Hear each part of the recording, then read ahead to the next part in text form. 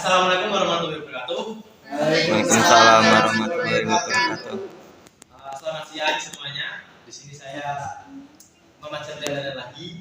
Pada kesempatan kali ini saya akan mempresentasikan tentang materi sistem keamanan jaringan.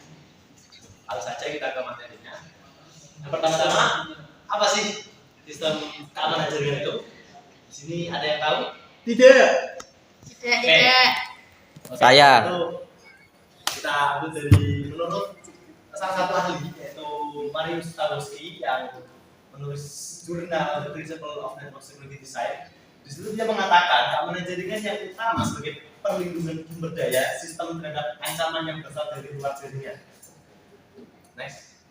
Nah, kalau secara umumnya itu keamanan jaringan adalah bentuk pencegahan atau deteksi pada hal yang bersifat gangguan yang bisa dikatakan itu adalah ilegal dan akses yang tak seharusnya pada sebuah sistem komputer. Jadi keamanan jaringan itu merupakan suatu cara atau suatu sistem yang disengaja dikonfigurasi dengan tujuan untuk memberikan perlindungan, memberikan sebuah security perlindungan pada suatu jaringan agar terhindar dari hal-hal yang tidak diinginkan seperti contohnya akan busuk yang dapat mengganggu dan merusak keamanan jaringan di dalamnya. Next. Nah, mengapa kita perlu sebuah keamanan dalam sistem jaringan atau dalam sebuah sistem? Nah, ada beberapa resiko.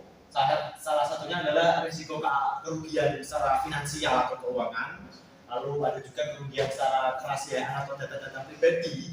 Dan juga resiko kerugian mengenai diri atau image perusahaan. Biasanya ini jadi pada perusahaan-perusahaan yang memang sudah besar dan memerlukan sebuah keamanan untuk sistemnya sendiri.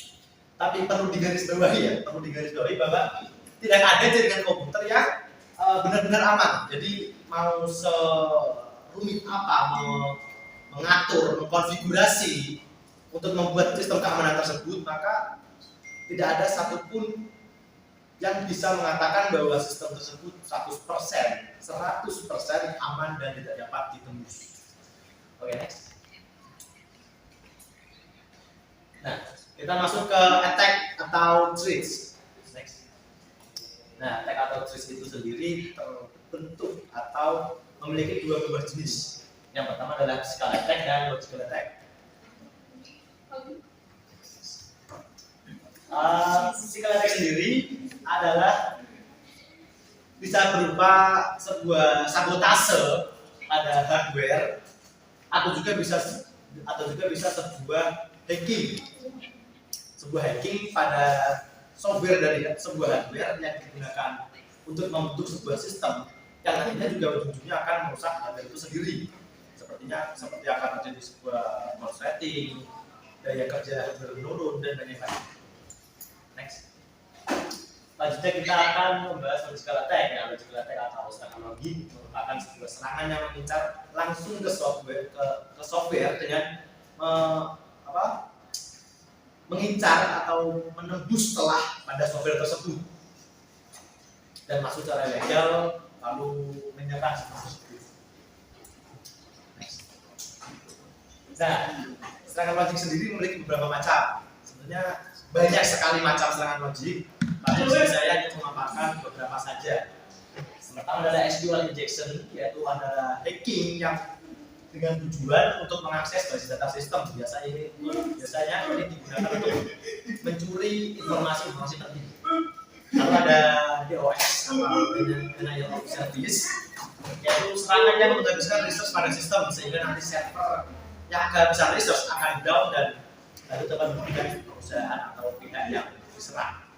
Lalu ada request coding, yaitu dengan mengganggu request dari pengguna sistem dengan cara membanjiri banyak membanjiri sistem dengan banyak request coding sehingga membuat request dari pengguna yang sebenarnya itu tidak ditanggapi oleh sistem dan sistem hanya disebutkan dengan request yang sengaja dibuat untuk membanjiri sistem tersebut, request palsu dan data tersebut.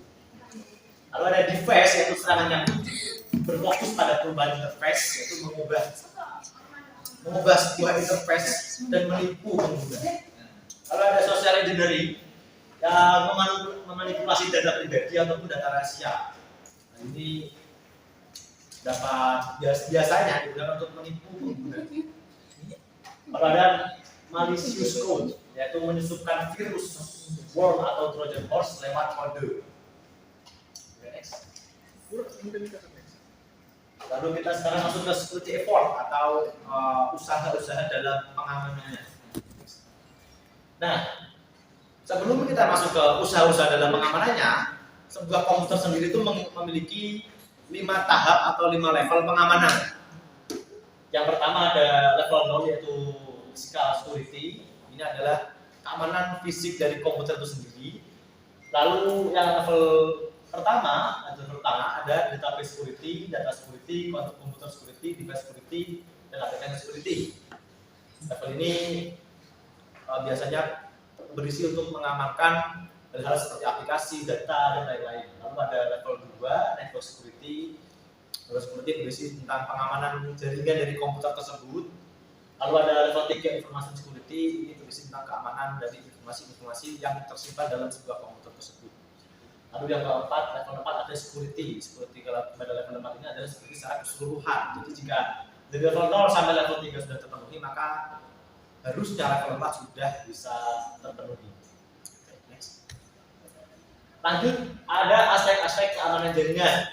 Yang pertama adalah confidentiality, yaitu melindungi informasi yang bersifat privacy atau personal. Kalau ada integrity, yaitu memastikan informasi tersebut asli atau terpercaya. Lalu ada availability, yaitu memastikan akses informasi tersedia dan dapat diakses cepat waktu. Kalau ada prevention, tindakan untuk mencegah akses aset dirusak atau dicuri. Lalu ada detection, yaitu tindakan untuk mendeteksi kapan, bagaimana, dan oleh siapa yang dapat merusak aset.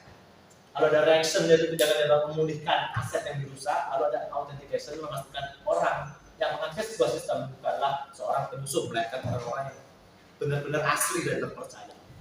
Next. Nah, selanjutnya adalah tindakan pengamanan. Ada beberapa tindakan pengamanan.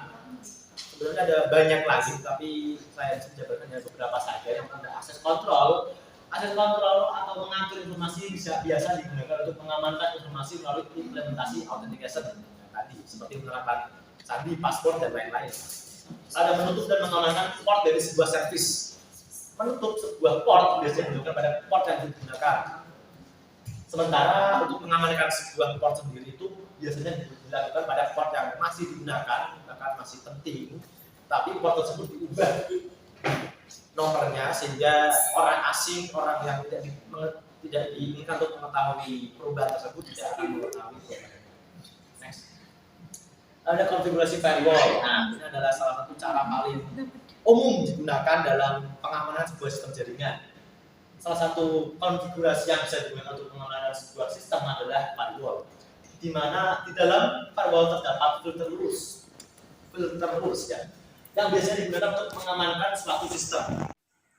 Oke, jadi action pada filter rules itu sebenarnya ada banyak, tapi di sini saya hanya memaparkan atau menunjukkan yang hanya berkaitan dengan security. Yang pertama ada reject, itu akses ditolak dari sistem ke klien, akses klien ditolak, tapi di situ klien diberi sebuah notifikasi atau sebuah pemberitahuan bahwa aksesnya ditolak. Lalu ada drop yang fungsinya sebenarnya sama-sama menolak sebuah akses, tapi di situ drop tidak menunjukkan atau tidak menghadirkan notifikasi. Jadi paket akan di drop dan klien bisa terkonfirmasi bahwa paketnya akan di drop. Lalu ada backup secara rutin. Backup secara rutin bisa juga membantu dalam pengamanan data, dan juga jika membackup data harusnya letaknya berjauhan. Secara fisik letaknya harus berjauhan untuk menghindari bencana-bencana yang tidak diinginkan seperti misalkan kebakaran, kebanjiran, dan lain-lain. Lalu ada yang terakhir yaitu mengamati berkas log. Log merupakan catatan yang merekam segala aktivitas jalannya aplikasi. Banyak log berkas log ini sangat berfungsi untuk mengamati segala kegiatan yang terjadi dalam sistem. Oke, next. Oke, sekian presentasi saya pada kesempatan kali ini. Untuk kurang dan lebihnya saya mohon maaf. Semoga ada manfaat. Wassalamualaikum warahmatullahi wabarakatuh. Waalaikumsalam warahmatullahi wabarakatuh.